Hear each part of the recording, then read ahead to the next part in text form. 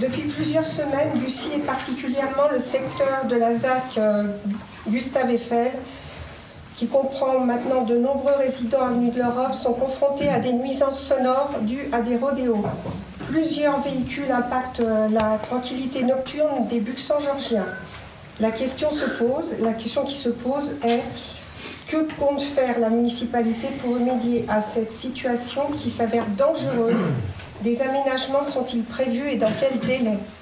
Sur les rodéos, juste un mot avant de laisser la parole, notamment sur les actions que l'on va mettre en place. C'est vrai que ça faisait longtemps qu'on n'en avait pas eu. On a eu 2 semaines avec des voitures qui se sont... Alors, ce pas des rodéos motos tels qu'on peut les voir dans la presse, ce genre de choses. Ce sont des véhicules, c'est vraiment des voitures de très haut calibre qui viennent effectivement faire leur rodéo. Donc on a eu des actions avec la police municipale et la police nationale. Et on va proposer à Marne-et-Gondoire et à Pamarne, qui co-gèrent avec nous les zones d'activité, de pouvoir effectivement mettre un certain nombre de dispositifs qui vont ralentir la vitesse sans gêner les camions ou les bus qui passent aussi par ces voiries-là. Monsieur le maire, Monsieur le maire, oui. Excusez-moi, si vous permettez, si je peux lire, parce que c'est le même sujet. Ah bah oui, mais tout à fait, allez-y, posez la question, ça sera la même réponse. Oui. Depuis de nombreuses semaines, les habitants de la commune subissent des nuisances dues au rodéo urbain dans le secteur de l'avenue de l'Europe.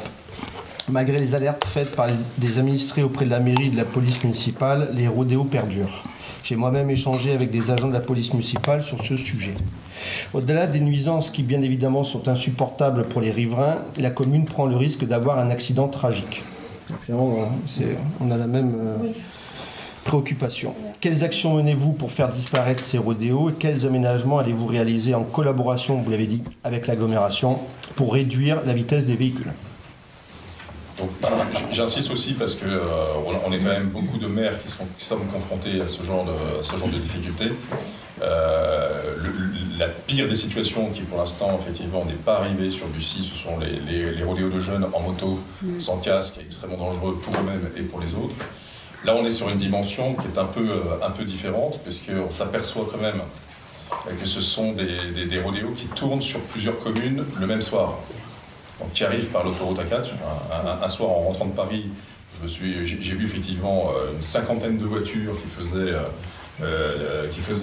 sortaient de l'autoroute A104. Ils étaient sur Saint-Thibault, ils passent sur Bussy-Saint-Georges, ensuite ils vont au Val d'Europe et ils reviennent en fonction de la présence policière ou pas dans ces collectivités. Donc c'est vrai que c'est un vrai problème. On a saisi aussi monsieur le sous-préfet et monsieur le commissaire de police pour avoir des actions, notamment les vendredis et les samedis soirs ensemble, ce qu'on a fait la semaine dernière. Donc il n'y a pas eu de rodéo. Alors ça ne veut pas dire qu'ils ne vont pas retenter de revenir effectivement sur le territoire. Mais en tout cas, les jours les plus sensibles, on a un dispositif policier qui permettra effectivement difficilement de les arrêter, parce que souvent ils arrivent en masse et ils arrivent de façon extrêmement nombreuse, mais en tout cas de verbaliser un maximum. En tout cas, on a réussi à arrêter des véhicules aussi. Et donc aujourd'hui, ça va faire les mains de la justice. Tout dit. Ça, c'est malheureusement il faut m'arrêter dans ces cas-là. En tout cas, les aménagements qu'on souhaite mettre en place sur des... tu peux parler de ça? Parce qu'il n'y a pas que... Enfin, on parle principalement, parce que c'est actuel, on parle de cette avenue de l'Europe, oui. Mais ce n'est pas que là. Au rond-point, enfin moi je vis, hein, ouais. Au rond-point oui. Du Laos, c'est à 2h, 3h du matin, oui. Il y a des dérapages terribles. Avenue de Bouvard-Lagny, il y a des gens qui m'ont dit que c'était pareil. En fait, ils passent toujours par les mêmes endroits. Boulevard de Lagny. Oui, tout à fait. Marie Curie sur Eiffel et l'Europe. Ah bah Marie Curie, alors c'est encore mieux que l'avenue de l'Europe. Hein, parce que là, il n'y a pas de petit. Marie-Josée, on a un petit souci au niveau légal par rapport à ce type de comportement. C'est qu'effectivement, on ne peut pas leur tirer dessus, on ne peut pas mettre des herses. Ah bah ça, non, ça faudrait les mettre quand ils arrivent et puis qu'ils ne veulent pas... Voilà. Mais même ça, on n'a pas le droit. Non, oui, bah alors, on a le droit de rien, c'est ça. Bien entendu, je plaisante. Marie-Jo, oui, je te réponds. Oui, non, mais... Exprime-toi, Marie-Jo. Bien entendu, je plaisante. Ça veut dire quoi? Ça veut dire qu'on est obligé d'intervenir dans le cadre de la loi. Oui, mais tout à fait. Je peux terminer? Oui. Merci. Donc, dans le cadre de la loi, la police nationale et ce qu'on appelle du régalien Seuls eux sont capables de pouvoir identifier, ou alors ils le demandent à la police municipale, et seuls eux sont capables, en venant sur les lieux, de prendre des identifications, de contrôler des véhicules, en appui avec la police municipale, mais c'est effectivement la nationale qui doit se prendre en charge ce problème.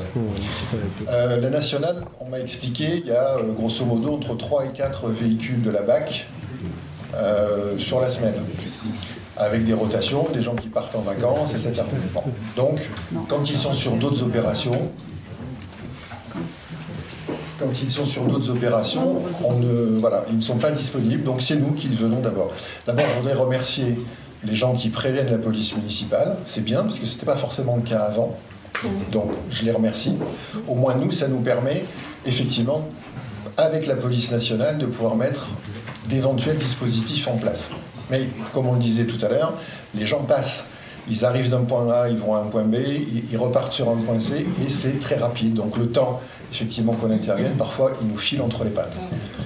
Ça, c'est pour le premier point. Pour le deuxième point, vous n'êtes pas sans savoir que vous avez des zones où c'est EPA qui est le maître d'œuvre, et vous avez d'autres zones où c'est effectivement Marne-et-Gondoire. Et nous, on va se poser la question de savoir qui doit payer les aménagements, parce qu'ils existent. Soit on le fait sur le dos des luxembourgeois, c'est une possibilité, mais actuellement, on prend toujours... on s'interroge surtout sur le fait de est-ce que c'est à nous de régler ou pas. En tout cas, il faut bien que l'on traite le problème. Le meilleur des cas serait effectivement que dans les zones d'activité, ce soit Marne-et-Gondoire qui le prenne en charge, avec des plateaux surélevés, puisqu'il faut effectivement penser à ce que les bus puissent passer.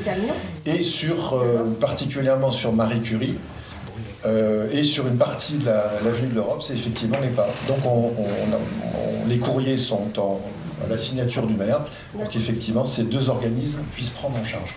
Voilà. Merci. Après, de toute manière, pour assurer la sécurité, si on n'a pas de réponse, ou en tout cas de réponse tardive, on fera les travaux et ensuite on facturera ces deux collectivités. On dit qu'on derrière.